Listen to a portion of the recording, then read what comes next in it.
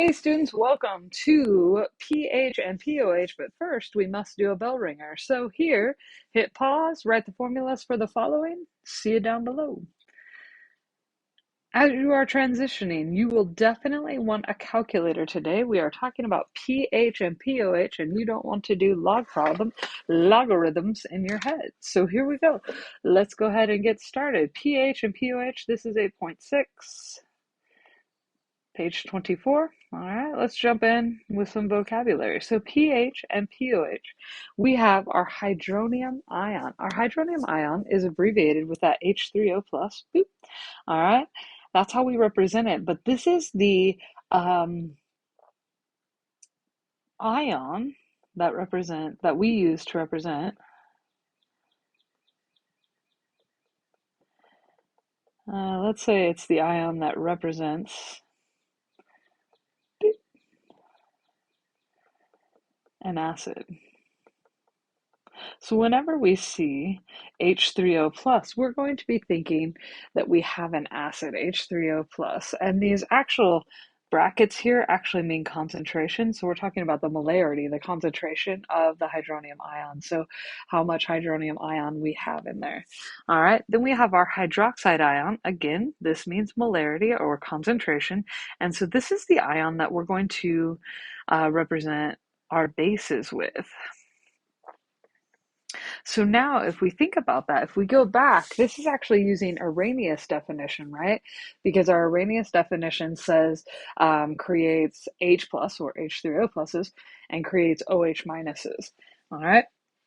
Our pH and pOH then, as we move along, our pH and pOH, our pH is a log to the base 10. Let's see.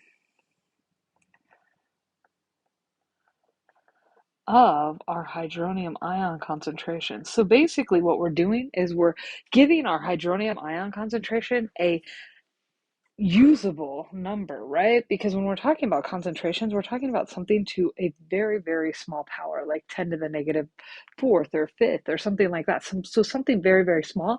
And the log or the logarithm gives us a chance to do that. And so same thing here for our pOH, log to the base 10 of our hydroxide ion concentration. And that's actually what we're going to be using today. We're going to be using our acids and bases, our log button on our calculators. So here we go. So a couple of other little bits of information. One that's important. Acid has a pH of less than 7. A base has a pH of greater than 7. So that's how we'll tell if it's an acid or base. Then a huge thing here. These right here are going to be our best friend for the next couple of days. So this little box right here, we want to hold on to. These are the formulas that we can use, and we'll actually add a couple to them tomorrow. So we'll have 6 total formulas, but for right now, we're just starting with 2. So first off, we have pH plus pOH equals 14. So our pH plus our pOH has to add up to 14. All right. Then, actually, officially, you could do all these rearrangings to get all the rest of these, but for right now, we're just going to assume we're not going to do any like rearranging. So that next one, when we have our hydronium ion concentration times our hydroxide ion concentration equals 1 times 10 to the negative 14th, that is a formula we can use. Another formula is pH equals the negative log of our hydronium ion concentration. And our last one is going to look very similar to that, kind of that pH one. pOH equals the negative log of our hydroxide ion concentration. So let's kind of work a couple of examples and see how this goes here. Again, definitely need a calculator. If you don't have one yet, go ahead and grab it and we'll get there. So if the pH is 3.45, what is the pOH? So notice how we have pH and we have pOH. That's what we're looking for, pOH. So if we look, the only one up here that has pH and pOH is that first one. So let's write it down. pH plus pOH equals 14. And now we can just plug in that 3.45 right there. 3.45 plus our pOH is equal to our 14. Now, since this is plus here, we subtract 3.45 on each side. All right, and our pOH is going to be equal to 14 minus 3.45, which is going to be 10.55. All right, that's our pOH. All right, hopefully that makes sense to you because it was probably the easiest one that we're going to do. Okay, awesome. Now let's roll down just a little bit to this next one. Let's change colors here. All right. We're looking for pH, and we know we have a hydronium ion concentration of 2.22. So which of these formulas up here has both those things in it? Well, we're looking for pH, and we have that. So we can do this one. So our formula that we're going to use here, scroll down just a little bit, pH is equal to the negative log of our hydronium ion concentration.